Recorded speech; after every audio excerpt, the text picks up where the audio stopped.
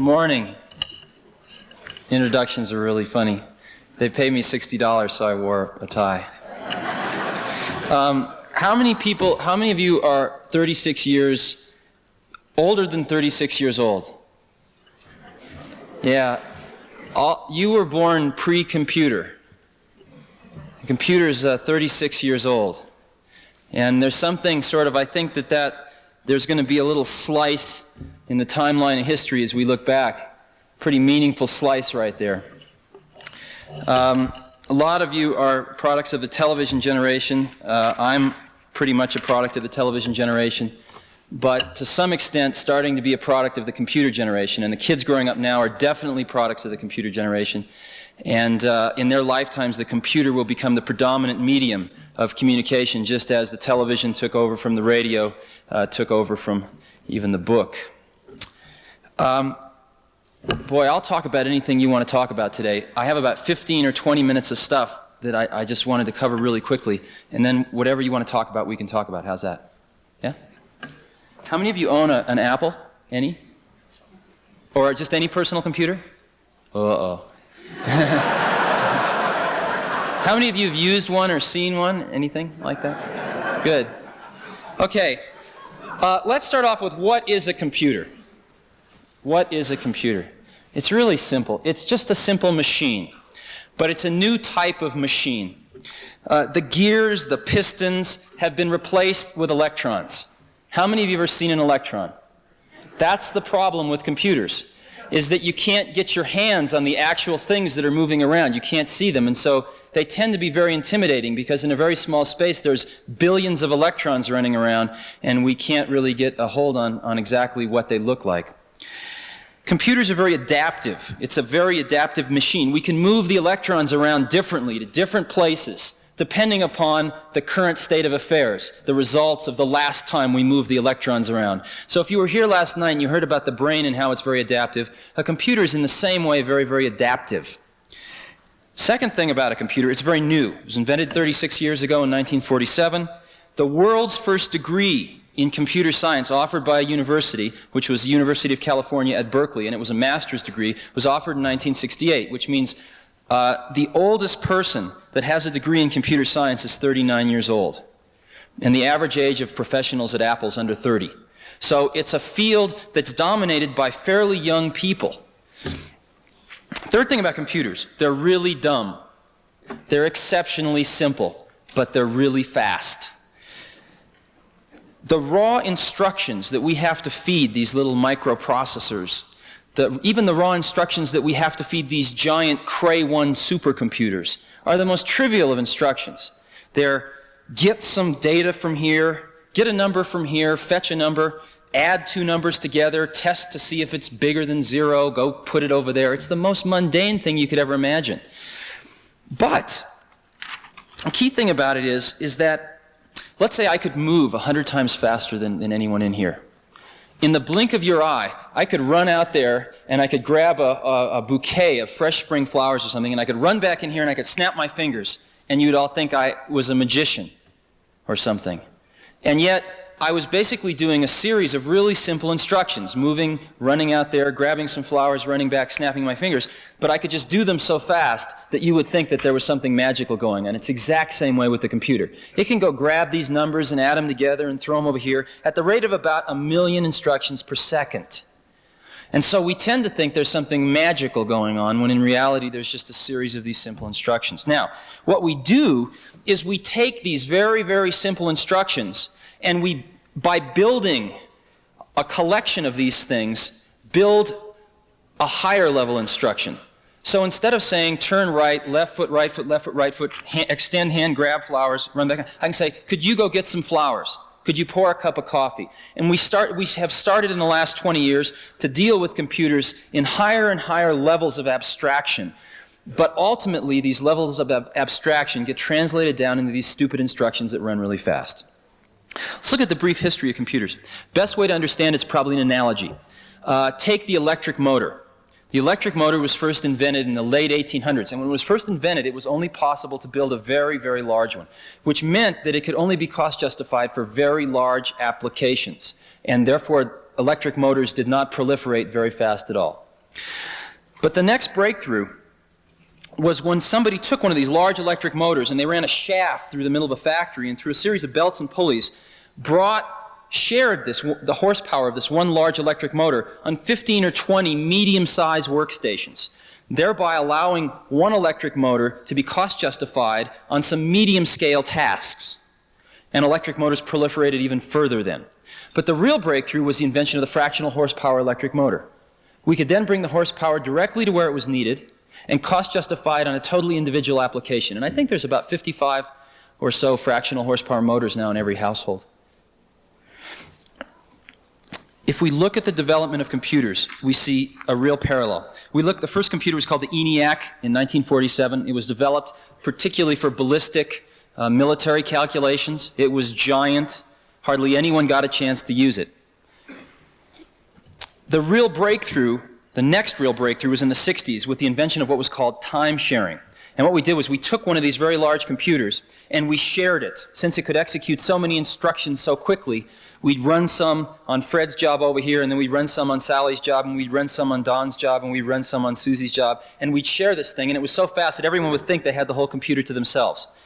Time sharing was what really started to proliferate computers in the 60s, and most of you, if you've used computer terminals connected with some umbilical cord to some large computer somewhere else, that's time sharing. That's what got computers on college campuses in large numbers. The reason Apple exists is because we stumbled on to fractional horsepower computing 5 years before anybody else. That's the reason we exist. We took these microprocessor chips, which is sort of a computer on a chip, and we surrounded it with all the other stuff you need to interact with a computer, and we made a computer that was about 13 pounds. And people would look at it and they'd say, well, where's the computer? This is just a terminal. And we'd say, no, that is the computer. And after about 5 minutes of repeating this, finally a light bulb would go on in their minds. And they'd decide if they didn't like it, they could throw it out the window or run over it with their car. But that this was the entire computer. That's why we exist, fractional horsepower computing. This fractional horsepower computing has created a revolution. It was invented in 1976, the first personal computer. This year, in 1983, the industry is going to ship over 3 million of the little buggers. 3 million. By 1986, we're going to ship more computers than automobiles in this country. And let me digress for a minute. One of the reasons I'm here is because I need your help. If you've looked at computers, they look like garbage. All the great product designers are off designing automobiles, or they're off designing buildings, but hardly any of them are designing computers. And if we take a look, we're going to sell those 3 million computers this year. We're going to sell those 10 million computers in '86, whether they look like a piece of shit or they look great. It doesn't really matter, because people are going to just suck this stuff up so fast that they're going to do it no matter what it looks like. And it doesn't cost any more money to make it look great. There are going to be these objects, this new object that's going to be in everyone's working environment, and is going to be in everyone's educational environment, and is going to be in everyone's home environment. And we have a shot at putting a great object there, or if we don't, we're going to put one more piece of junk object there. By 86, 87, pick a year, people are going to be spending more time interacting with these machines than they do interacting with their big automobile machines today. People are going to be spending 2, 3 hours a day sometimes interacting with these machines, longer than they spend in a car. And so the industrial design, the software design, and how people interact with these things certainly must be given the consideration that we give automobiles today, if not a lot more. And if you take a look, what we've got is we've got a situation where most of the automobiles are not being designed in the United States, Europe, Japan. Televisions, audio, electronics, watches, cameras, bicycles, calculators, you name it. Most of the objects of our life are not designed in America. We've blown it. We've blown it from an industrial point of view because we've lost the markets to the foreign competitors. We've also blown it in a design point of view. And I think we have a chance, focusing on this new computing technology meeting people in the 80s, the fact that computers and society are out on a first date in the 80s, we have a chance to make these things beautiful, and we have a chance to communicate something through the design of the objects themselves. In addition to that, we're going to spend over $100 million in the next 12 months on media advertising. Apple alone. IBM will spend at least an equivalent amount. And we generate tens of millions of dollars worth of brochures, posters, more than the auto industry, again, as a comparison. And this stuff can either be great or it can be lousy. And we need help. We really, really need your help. Okay, let's go back to this revolution. What is happening? What's happening is the personal computer is a new medium of communication, one of the media. And so what's a media? It's a technology communication. A book is a medium, telephone, radio, television. These are mediums of communication. And each medium has pitfalls to it, has shortcomings, has boundaries which you can't cross, but it also generally has some new unique opportunities. The neat thing is that each medium shapes not only the communication that goes through it, but it shapes the process of communication. Perfect example. If you compare the telephone to what we're seeing now in electronic mail, where we link a bunch of computers together and we can send messages to an electronic mailbox, which people can then receive at their leisure, we see that indeed, in one sense, we're sending voice through these wires, and in another sense, we're sending ones and zeros through these wires. So the content that's traveling through the medium is certainly different. But the most interesting thing that's different is the process of communication. When I talk on a telephone with anyone, we both have to be on the phone at the same time.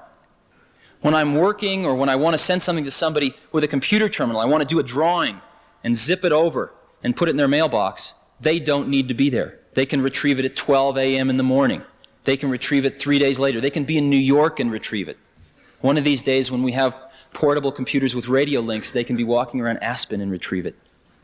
And so the process of communication itself changes as the mediums evolve.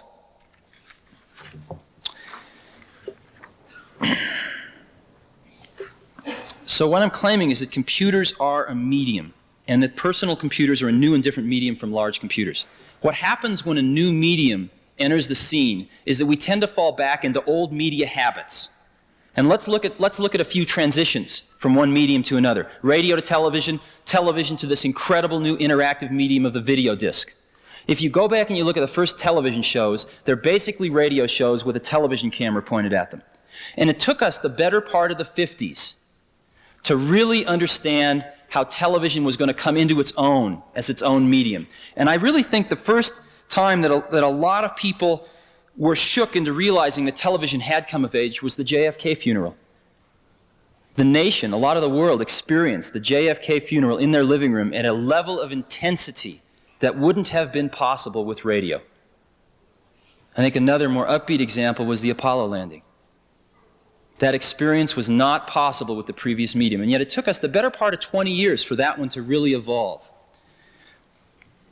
Let's look at the next transition. We have this optical video disc which can store 55,000 images on a side, or an hour of video randomly accessible. What are we using it for? Movies. We're dropping back into the old media habits. And there's a few experiments, though, that are starting to happen, and you start to believe that 5 years, 10 years from now, that's going to come into its own. A neat experiment happened right here in Aspen. MIT came out to Aspen about 4 or 5 years, I think about 4 years ago, and they had this truck with this camera on it, and they went down every single street, photographed every single intersection in every single street in Aspen. They photographed all the buildings, and they've got this computer and this video disc hooked up together, and on the screen, you see yourself looking down a street, and you can touch the screen, and there's some arrows on the screen, and you can touch walk forward. And all of a sudden, it's just like you're walking forward in the street. And you get to an intersection, and you can stop, and you can look right, and you can look straight, and you can look left. And you can decide which way you want to go. You can even go in some of the shops. It's an electronic map that gives you the feeling you're walking through Aspen. Then there's 4 little buttons in the corner, because they came back and they did exactly the same thing all 4 seasons. So you can be looking down a street, hit winter, all of a sudden you get the same street with 3 feet of snow on it. It's really amazing. That's not incredibly useful, but it points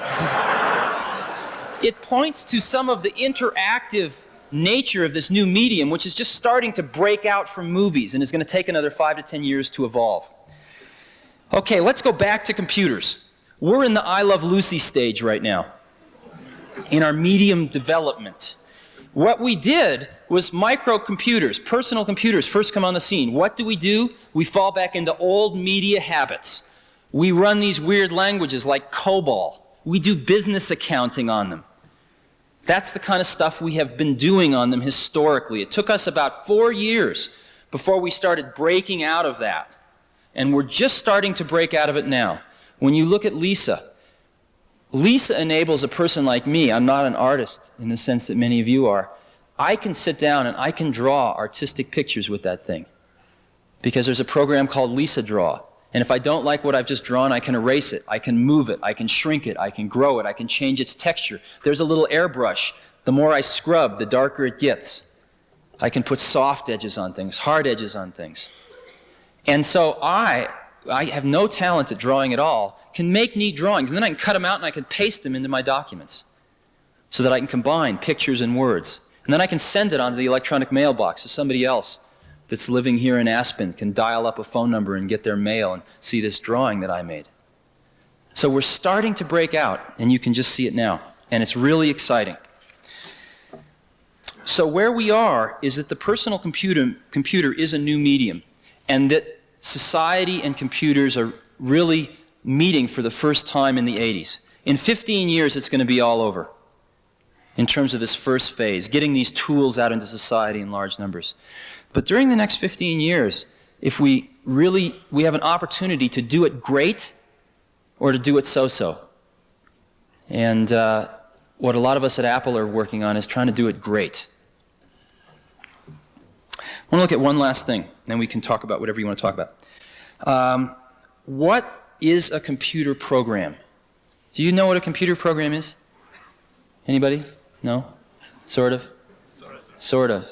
It's an odd thing. It's really an odd thing.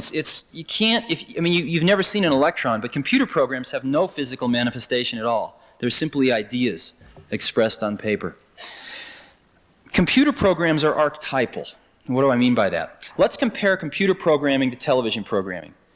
Again, if you go back and you look at the tapes of the JFK funeral in 1963, I guess, you'll start to cry. You will feel a lot of the same feelings you felt when you were watching that 20 years ago. Why? Because through the art of television programming, we are very good at capturing a set of experiences, two experiences, 20 experiences, and being able to recreate them. We're very good at that. It takes a lot of money, and it's somewhat limited, but we can do a pretty good job of that. You can really feel the excitement of Neil Armstrong landing on the moon. Computer programming does something a little different. What computer programming does is it captures the underlying principles of an experience. Not the experience itself, but the underlying principles of the experience. And those principles can enable thousands of different experiences that all follow those laws, if you will. And the perfect example is the video game. What does the video game do? It follows the laws of gravity, of angular momentum, and it sets up this stupid little Pong game. But the ball always follows these laws. No two Pong games are ever the same. And yet every single Pong game follows these underlying principles. Give you another example. There's a neat program called Hammurabi. And Hammurabi, there's 7-year-old kids playing this. And it's a game, and it comes up on the screen, he goes, and you're King Hammurabi. He goes, oh, King Hammurabi. And you get to be King Hammurabi of the ancient kingdom of Sumeria for 10 years. Comes, oh, King Hammurabi, this is year 1. You have 1,000 bushels of wheat in storage, you have 100 people, and you have 100 acres of land. Land is trading at 24 bushels an acre. Would you like to sell any land? No. Would you like to buy any land? No. How much would you like to plant, or feed, how much would you like to plant? And it turns out that if you don't plant enough, some of your people will starve the next year. And if you plant a lot, then people will come from the surrounding villages because you got a hot village to live in and you feed them well. So you plant a certain amount, but you need then it says how much, so you feed your people a certain amount, and then it asks you how much would you like to plant. And you have to plant so much as well in order to get the grain the next year. But you can't plant more acres than you have people to plant the acres. And so if you go on a land buying spree at the beginning, and you don't feed your people well because you spent all your grain buying land, then you don't have the people to plant the land, so it doesn't do any good. If you don't plant the land and you feed your people a ton, all these other people come from the surrounding villages, but they starve the next year. And there are these 7-year-old, and it goes on year 2, year 3, and every once in a while it throws in the rats ate some of the grain and you're in deep trouble. What are you going to do? Kill some people or sell some land or whatever. And it's crude, but basically there are these 7-year-old kids playing with this macroeconomic model. And you can argue about the content of the model, but one thing you can't argue about, they will sit there for hours and play that and learn. And we've got to get our models better and better and more sophisticated, but that is an interactive way of learning that none of us ever had when we were growing up. And again, thousands of individual experiences, but all based on that one set of underlying principles.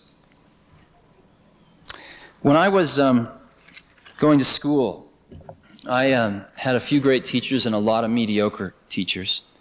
And the thing that probably kept me out of jail was books. Because I could go read what Aristotle wrote or what Plato wrote. And I didn't have to have an intermediary in the way. And a book was a phenomenal thing. It got right from the source to the destination without anything in the middle. The problem was you can't ask Aristotle a question. And I think as we look towards the next 50 to 100 years, if we really can come up with these machines that can capture an underlying spirit or an underlying set of principles or an underlying way of looking at the world, then when the next Aristotle comes around, maybe if he carries around one of these machines with him his whole life, his or her whole life, and types in all this stuff, then maybe someday after the person's dead and gone, we can ask this machine, hey, what would Aristotle have said? What about this? And maybe we won't get the right answer, but maybe we will. And that's really exciting to me. And that's one of the reasons I'm doing what I'm doing. So what do you want to talk about?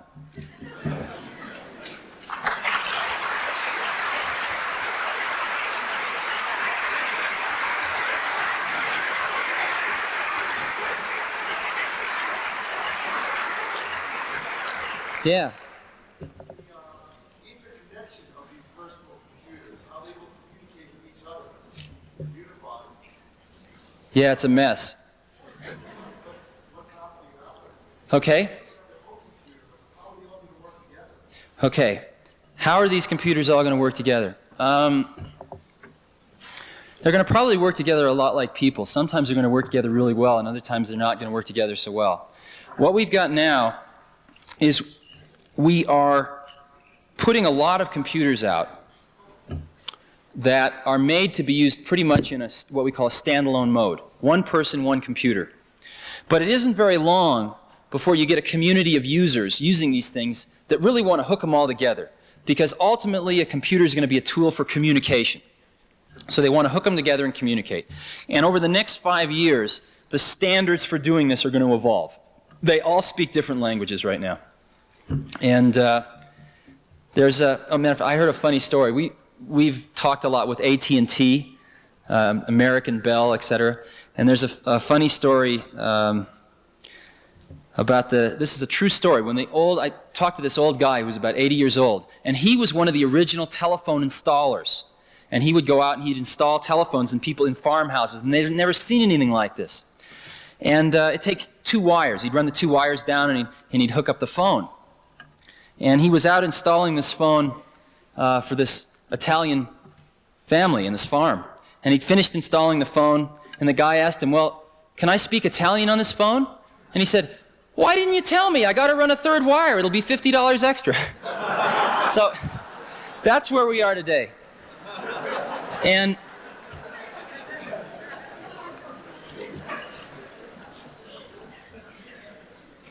what happened, there's been a few installations where people have hooked these things together.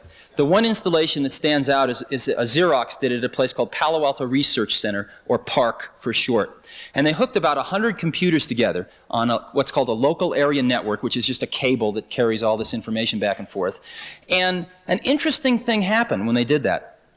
What happened was that you'd have a distribution list. So you'd want to send a memo to all the people in this group. And so you'd say, okay, you'd write a memo and you'd send it to the distribution list for all the people interested in the November forecast or new product Delta or whatever you're working on. But then an interesting thing happened.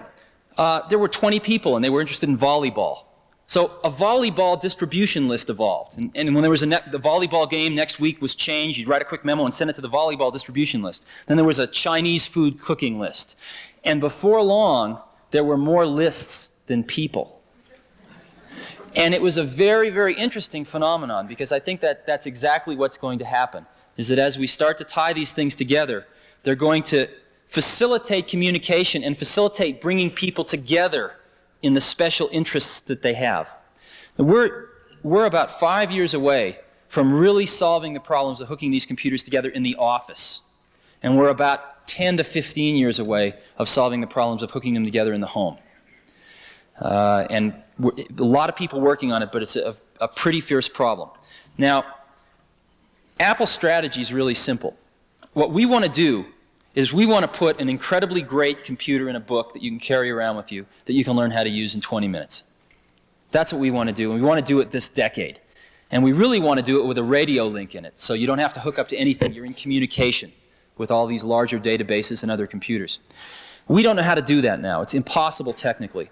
So we had three options. One was to do nothing. And as I mentioned, we're all pretty young and impatient, so that was not a good option.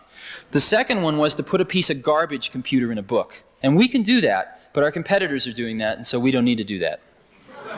The third option was to design the computer that we want to put into the book eventually, even though we can't put it into the book now. And right now, it fits in a bread box, and it's $10,000, and it's called Lisa. And it just so turns out that, fortunately, there is a giant office market out there that is buying these things a lot faster than we can make them. We're sold out for the next year. And we'll sell over $100 million of those things the first year.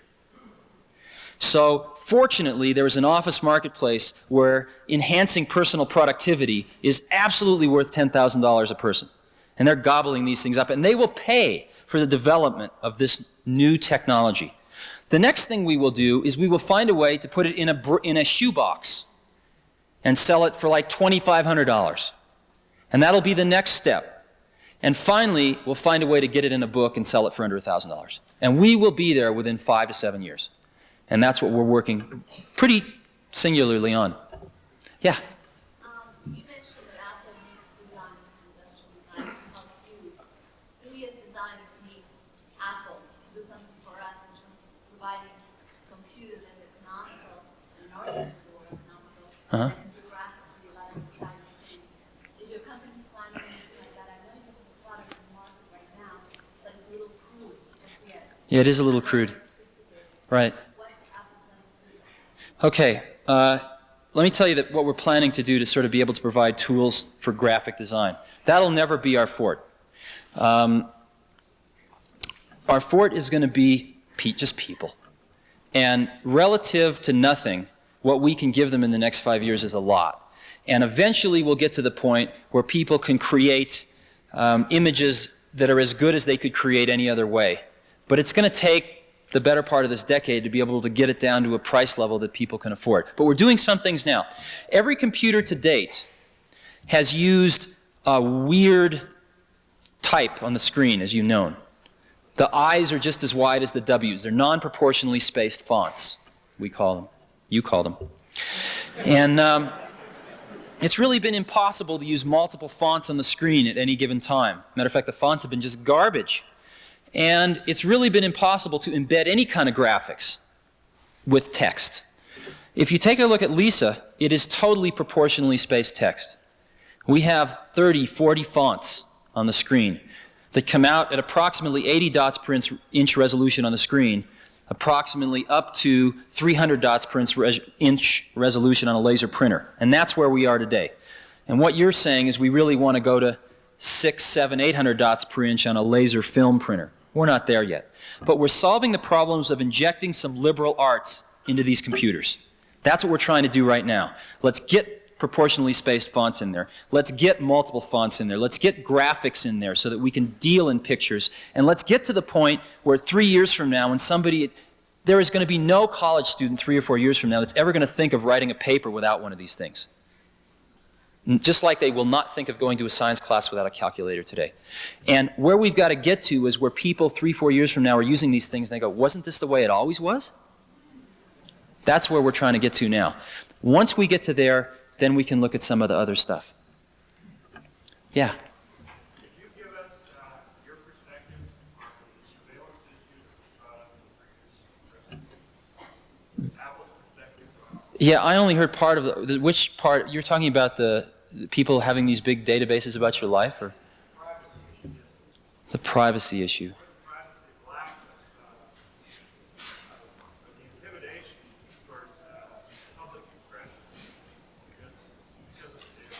Okay. I guess what I see now is an incredible amount of information, but not a very great ability to distill any sort of knowledge or wisdom out of that information. We are all bombarded with information every day, and there is so much information in data banks, in congressional budgets, in testimony, in books, journal articles being published every day, and our ability to turn all that information, to filter it to what we're interested in, and to turn it into something useful to us, into some knowledge, is very low. So I think if we're really interested in a distributed society where the ability to understand things and the ability to distill information, knowledge from information, is possessible by everyone, that the first thing we've got to do is give tools to people to help them do that. Because right now, those tools are centralized. Do you see what I'm saying? So I think the first step towards ensuring that we don't get a concentration of something that you don't want is to distribute that intelligence, if you will, that can turn all this information into some sort of knowledge for us, so that we can get on and we can look at any congressional testimony that has to do with gun control, any journal articles published, any newspaper articles published, so that I can come home and on a weekend peruse the weekly outpouring of information, but put a filter on it, because I'm only interested in gun control. And I can find out that my congressman gave some testimony last week about gun control that I didn't agree with, so I can get on and write him a pretty nasty letter and zing it on the email system and make sure that at least one of his aides will read it tomorrow. And I think that that probably is a lot more important than worrying about these global databases. I don't think that you're going to find we're moving rapidly into an era of electronic funds transfer. And I think that's probably the thing that people are most concerned about right now. Because you could keep a history of our whereabouts and things like that just based on financial transactions. And I think that's the thing people are most concerned about right now. But I haven't heard a ton of issues concerning these giant databases knowing everything about us that had much substance to them. The thing I'm most concerned with is the ability to turn all this stuff into something we can do something about. Does that make any sense? I didn't get much sleep last night, so I'm a little fuzzy. Yeah.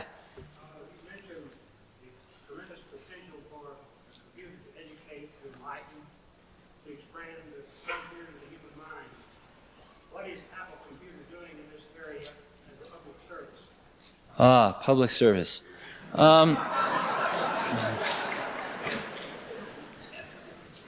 We don't do things because we think they're public services. We do them because we think they ought to be done, I guess. We do them because we want to do them. We're doing a few things. The first thing we're doing is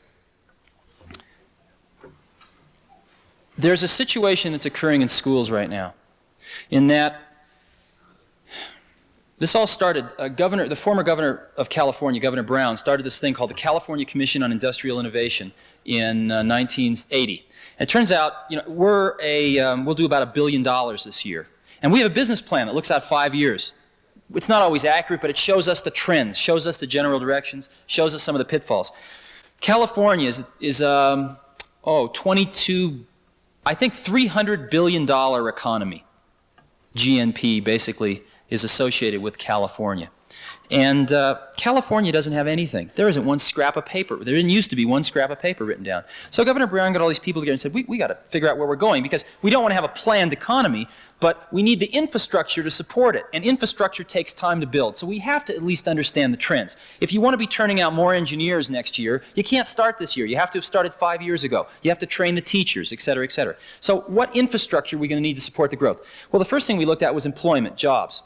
And what we found was that about 44% of the new jobs in California in the 1980s come directly and indirectly from high technology. And we looked at that and we said, shit. And what are we going to do to further that, and what's going to hinder that? And there were three things that came up, but the biggest one was education by a long shot. And we looked at the education systems, and we are turning out almost as many welders in California as we are computer scientists. And these welders are coming out of school, and there ain't any jobs for them. And this is just a minute example of the problem. And so one of the things that Apple decided to do, and this is not going to make a giant difference, but it could be a catalyst to get something started, is we decided we wanted to give a computer to every school in America. And there's 100,000 schools in America. And we figured if there was just one there, at least the kids that were interested would somehow find a way to get to it. And possibly they would start to understand a little bit about what computers were, maybe integrate them into one or two classes. And so we figured that that would cost approximately $50 million, and we'd go broke. So we went to Congress, and we said, look, we'll pay 10 of this if you pay 40 of it. That's 10 right out of our bank account. And just to give you a perspective on it, in 1981, Apple made $40 million total after working our butts off for a year. And so we were willing to spend 25% of our 81 profits to do that. And we got very close to getting this passed, but Bob Dole in the Senate killed it because he didn't really understand it. But California, being the bellwether state it was, passed the same law because we pay California tax. And so we call the program The Kids Can't Wait.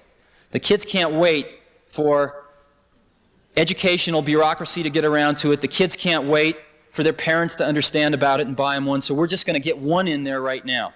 And we are, the law got passed in California. There are 10,000 schools in California. The program was announced 60 days ago. And starting next month, we roll out 10,000 computers, one free to every school in California.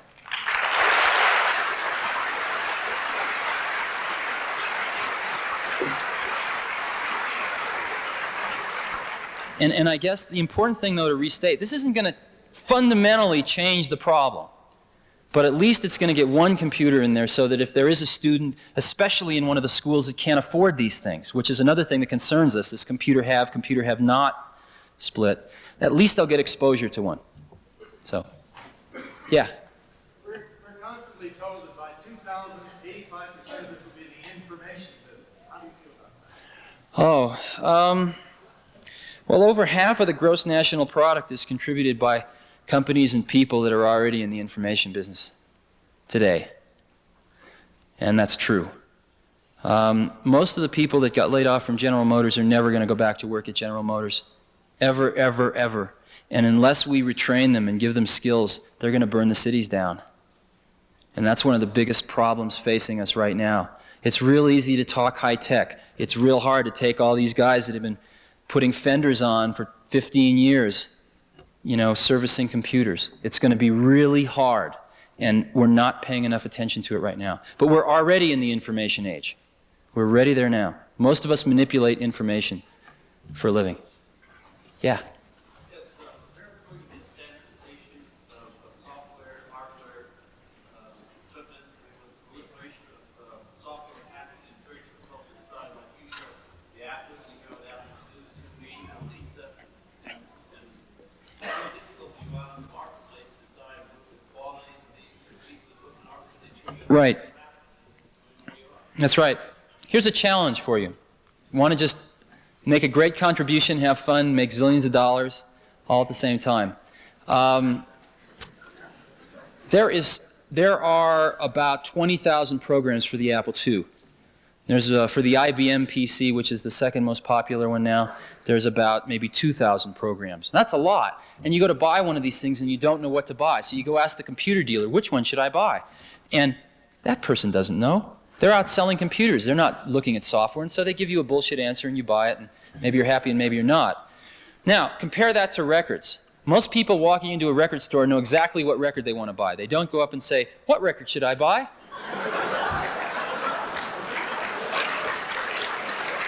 They know exactly what record they want to buy because there is the phenomenon of the radio station, a free sampling, so that we make our decisions before we go in to the distribution center for the records.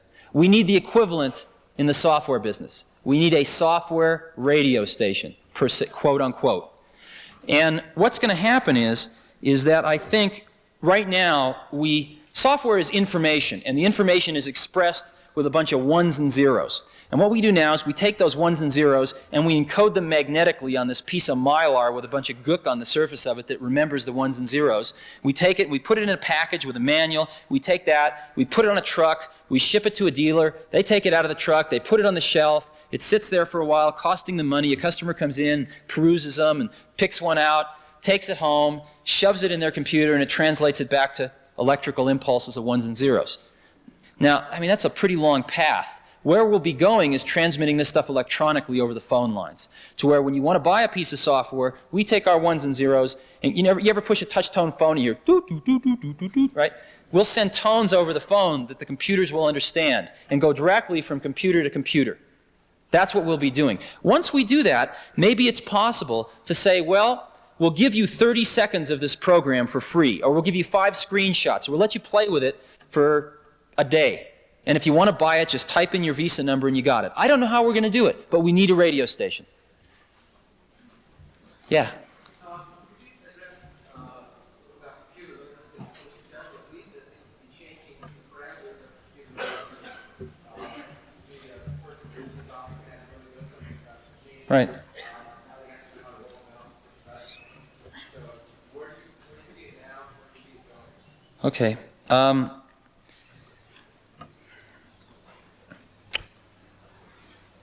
There are 2 things to do to get people and computers together. One thing is to make computers easier to use, and the other thing is for people to get more and more familiar with the concepts. How many people here own a Hewlett-Packard calculator? Yeah, not a lot. How many people know about them, right? Do you know the difference between reverse Polish notation and the way the TI ones work? How the HP ones sort of work backwards, right? Do you know about that? No? Some of you do, though. Right? Probably maybe a quarter of you, maybe. If you had tried to explain that to somebody 10 years ago, it would have been just like computers are now. And yet, in 10 years, the HP 35 was first introduced in 1972. In 10 years, people gradually understand some of these concepts. If you'd given one of these Casio watches, which has got 18 alarms and plays music for you and everything else, to somebody 10 years ago and tried to explain to him how to set the alarm and stuff like that, it wouldn't have been possible. Automatic bank telling machines, et cetera, et cetera. So gradually the level of technical literacy is rising. The problem is we're educating people on these garbage devices. You know, setting a Casio watch is really a pain still. So even though we have products like Lisa, we are still going to need to educate people about what computers are and what they do. But where we're trying to get is we're trying to get away from programming. We've got to get away from programming because people don't want to program computers. People want to use computers. And so our strategy right now is let's write some programs that are generic, that sort of will write 90% of the program and you fill in the last 10% of the blanks. And a perfect example of that's a word processor. A word processor can be used to write a business letter, a report for a college exam. It can be used to write a correspondence letter to your friend. Same word processor. We write it once, millions of people use it. Another program, there's a lot of database programs. There's some spreadsheet modeling programs where we do 90% of the work, you do the other 10. Where we're moving in the future, though, is programming with graphics, connecting the dots, if you will. And that's what you'll be seeing more of over the next 5 years. What's really exciting, though, let me give you a little... some of the finest people are going into software right now. And matter of fact, about a year ago, I met this little kid in Chicago who had started this company called Aristotle Software. And he was 13, and he started it with his more mature 14-year-old friend. And a year ago, they were making about $4,000 a week off selling 3 game programs. Now, let me give you an example of how this can work. We have 1 million Apple IIs out there. 1 million. And people have paid about $2,000 for them. So if they can buy a new program, one of these new diskettes, for $100 that lets their computer do something totally new that it never could do before, that's a good deal. So let's say your girlfriend is in the real estate business, right? You know a little about computers. And she comes home and she's filling out all these crazy forms and going through all these calculations trying to do some creative financing. You go, well, I could write a program for that. And you write a program. That's not that hard to use. And over the next few months, she goes, well, can it do this? Oh, sure, that's easy. Can it do this? No, that's hard. You refine this program to where it's really great. And all of a sudden, she shows it to all the other people she works with. She brings it into the office, or she brings them over one day, and they just go, wow, I got to have this. This is worth $2,000 to me right there, just for that one application. Okay, let's say that you put that program on the market and sell it for $100. Well, the dealer's going to take $50 of it. So you'll see $50 per copy. And let's say it costs $25 to make it. You're going to make $25 profit per copy. If you can sell that to just 10% of the Apple II owners the first year, not including any new Apple II owners, because we're shipping almost 1 million computers a year, so it'll double the next year, but forget about that. Even the previous owners of 1 million. You'll sell 100,000 copies times $25 profit per copy, or $2.5 million profit the first year, selling to just 10% of the people, and you can write that program with under $10,000 worth of computer equipment. That's what's happening. That's why they're Aristotle softwares. And so you're seeing a flurry of activity there right now. Yeah? How did you manage to successfully grow so fast in terms of all the people? And how does that affect the human interaction between the people, particularly the ones who were there originally? Okay. The actual turnover at Apple has been very, very low since inception. It's been under 5% since inception, actually.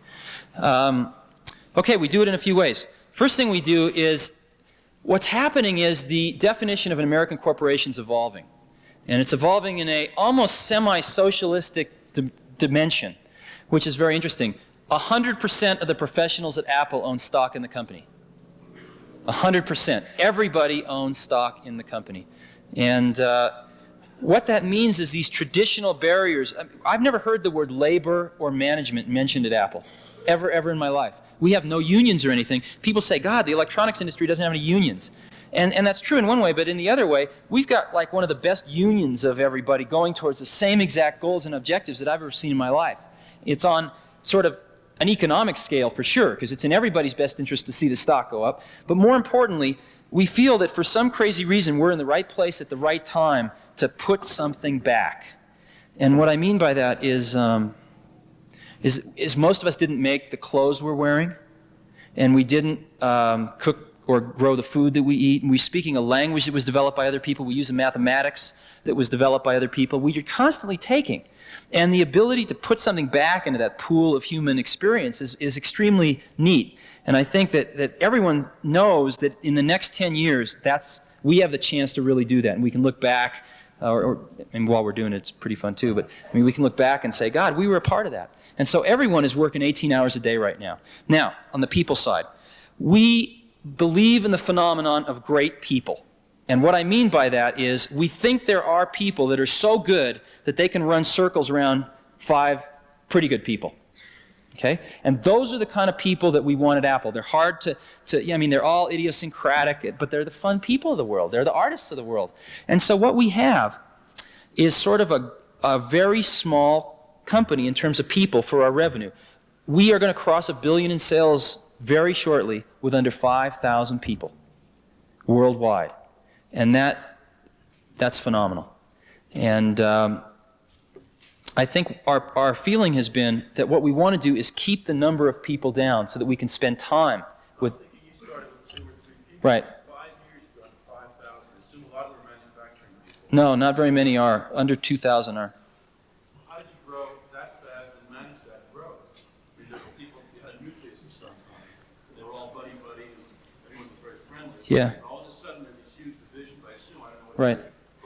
We do a few things. They don't get to see each other and speak or drop in the Right. That's exactly right. The first thing we do is we've always tried to hire people that were much better than we needed for the current job, because within 6 months they'd be fighting to keep up with it. Second thing, though, is we've always tried to hire people. The reason we hire people is to tell us what to do.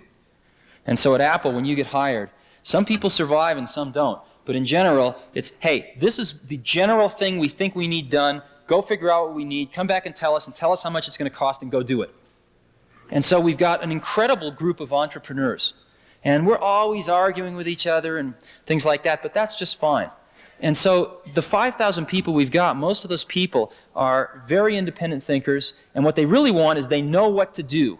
What they want is the environment where they don't have to convince 30 other people that it's the right thing to do. Does that make any sense? And it's harder as we get older. It's harder to spend time with everyone and to pull everyone together. But we really make an attempt to do that. And I guess our feeling is that the day that somebody working at Apple decides that they can't make a difference anymore is the day we've lost. You know? And we have the standard stuff. I mean, anyone can come see myself or John Scully or anyone else anytime they want. I mean, it might take a day or two to schedule it. But we've got people at all levels floating around, coming to see us. The other thing we've observed, of course, is that the oldest and largest organization in the world has only 4 layers of management. And that's the Catholic Church. And 5 if you count the highest order, I suppose. And so we see no reason why we need over 4 layers of management. And indeed, we have usually about 3. And that's, the president, we maybe have a division manager, and then maybe under that a marketing or engineering manager. And that's really about it. So that's what we're trying to do. Yeah, well, what's really interesting is that people a lot of times, we have good people, and what they've been able to do over the last 5 years is pretty awesome. But what's even neater is that what we can do in the next 5 years. I mean, we're in a position now where we're selling $1 billion of stuff a year, and where we've got one of the most recognized consumer brand names in the country. And so, if we get it together, we can turn out these incredibly great products with incredibly great advertising, with incredibly great software. And so what we want to do is just get great people to come help us do that, because that's a pretty giant thing to try to do. But that's what we're going for. We started with nothing. So whenever you start with nothing, you always can shoot for the moon. You have nothing to lose. And the thing that happens is when you sort of get something, it's very easy to go into cover your ass mode, and then you become conservative and vote for Ronnie. So what we're trying to do is to realize the very amazing time that we're in, and not go into that mode. And I think Lisa's a reflection of that. I mean, we gambled the company on Lisa. If Lisa had bombed, Apple would be just one more computer company. And we gambled everything on it. We had no backup to it. Everything went into that. For 3.5 years, the best and the brightest at Apple worked on this product. Now, how come they came to Apple to work on this? We hired these people from other companies. And the reason they came to Apple was because they knew what to do. But the companies they were working for wouldn't take the risk and do it. And we said, come to Apple and build this. And they said, well, who do I have to convince to do that? Nobody, just go do it. And we got a collection of, I think, some of the finest computer scientists in the world that just went and did it. And that's why I go to work in the morning, is to hang around these type of people. They're fun. They play in punk rock bands on the weekends and all sorts of stuff. Computer people aren't, you read all this computer nerd stuff, it's not really true anymore. They're really a lot closer to artists than they are to anything else. They come into work at about, I don't know, anytime they want, but usually about 11 in the morning, 12 in the morning, play a few rounds of ping pong, work really hard. They work really hard, but they'll work, and generally about 4 we go out and maybe play, a game of volleyball somewhere or something like that, and then in the evening we work, and then they'll have dinner, and we'll go out to a Japanese restaurant for dinner or something, and come back, and they'll work till about 2 or 3 in the morning. And they go home and wake up at 11 the next morning, coming to work. Yeah. Yeah, you, sure. Why not? How long will we be tied for those skilled typists of us to the actual keyboard? And once that voice generation really comes into being, what will that do for those of us who have invested thousands already in this keyboard that we have? Uh-oh. Can you teach skiing?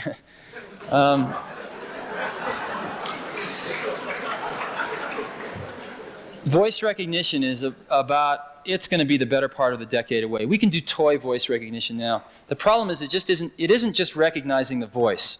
When you talk to somebody, understanding language is much harder than understanding voice. We can sort out the words, but what do they all mean? And most language is exceptionally contextually driven. In other words, one word means something in this context, it means something entirely different in another context. And when you're talking to somebody, people interact. It's not a one-way communication. It's going, yep, yep, yep, yep, and they gracefully interact. They go in and out of levels of detail. And boy, this stuff's hard. So I think you're really looking at the better part of a decade before we get even close to that. I don't know how much time we have. I think I'm about to get. Thank you very much. I've enjoyed it.